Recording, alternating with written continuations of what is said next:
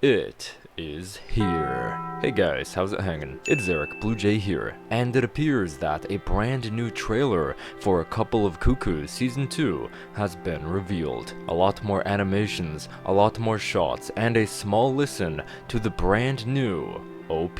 So let's talk about it. This is going to be the spoiler-free version of my trailer analysis. If you would like to see my analysis with spoilers, click the annotation in the top right corner. But for now, we're going to roll spoiler-free. So let's get into this trailer breakdown video, but before we do, if you are new here, just consider leaving me a subscribe, I would greatly appreciate it, and like the video to push us on out into that YouTube algorithm. So here we go, we appear to open up the trailer with a rear shot of new character Ai Mochizuki walking away from the perspective. She seems to be in town during sunset, likely walking home. From that mysterious shot, we transition to some text on the screen that says, "I'm back, your childhood friend." Since there, we have Ai standing in the Ami-Umi house, shouting while blushing, and judging by these speed lines, this must be really intense and serious for her. And from what I had just stated, it's shocked Erika and Sachi greatly. But not only them, Nagi too.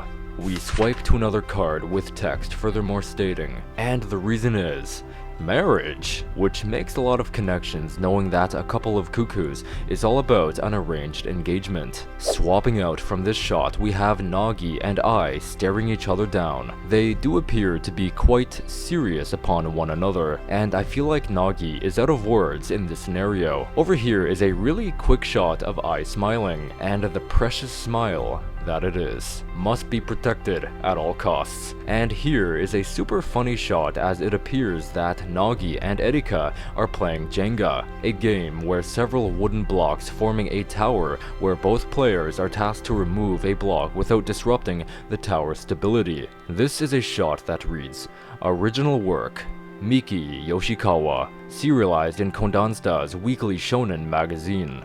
This leads into Erika freaking out on Ai, appearing to yell at her as the two go back and forth. In this moment, Ai seems to be very chill and calm, as Erika seems to be quite stubborn and, dare I say, maybe even jealous. From here, we are going to be seeing a few repeated scenes from the first trailer, so I'm going to be skipping over these as I've already talked about them before in my trailer breakdown of the first trailer. Okay, so here we have another funny one. We have a triumphant Erika here, smacking her fist onto her palm as Nagi observes her in a shocked way. It looks like she's gotten a great idea of the sorts, if that's even possible. Sachi takes focus on her next shot. She's all dressed up, looking absolutely adorable in a super pretty outfit. This takes place within herself and Erika's bedroom. Looking in the mirror, it seems that Sachi is going to have a night on the town, if you will. It appears that directly after this shot of Sachi, Nagi and Erika appear very shocked and confused. Things are getting thirsty, and I think I might grab a quick drink myself actually. That's some good water. However, it appears that Nagi and Erika are hanging out at night in front of a vending machine. They both have a drink with them as Erika holds her can up in triumph. No guys, not those cans, that one. Nagi, on the other hand, is just quietly sitting on the curb, looking like he's reflecting on something or thinking about something. Erika, on the other hand, bought cola for herself, and she's really satisfied with it, I've gotta say. And what goes better with New Year's than cola pop? You gonna drink all those? On the topic of fate, the next piece of text asks, "What is fate?" And this comes toe-to-toe with Nagi appearing very serious, as if you look in the background, he's currently standing in Megiddo Shrine. So this shot clearly has something to do with changing Hiro's fate. And on that note, we have more text answering the question with, "You have to carve it out yourself." Right here where Nagi takes Hiro's arm and pulls her towards him, appearing to, indeed, save her from her fate. Okay, so this shot is an interesting one. It appears that we have Hiro absolutely lashing out towards Nagi, screaming at him in anger. Hiro, however, in this scene looks very different. If you look at her face, she seems to have glasses and long hair, so this will be fascinating to see the origins behind this shot. Now, our next shot feels spectacular. We appear to have Ai holding her fingers in a camera format, looking straight at Nagi, who's sitting on a curb. And once again, this is not our first time seeing Nagi sit on a curb. We saw that just a few minutes ago in the trailer, and from that, he appears to be quite nervous while smiling. Look at this glorious sunset. Here we have a shot of Ai panning upwards. From the looks of it, this shot very well may come right after the very first scene of this trailer.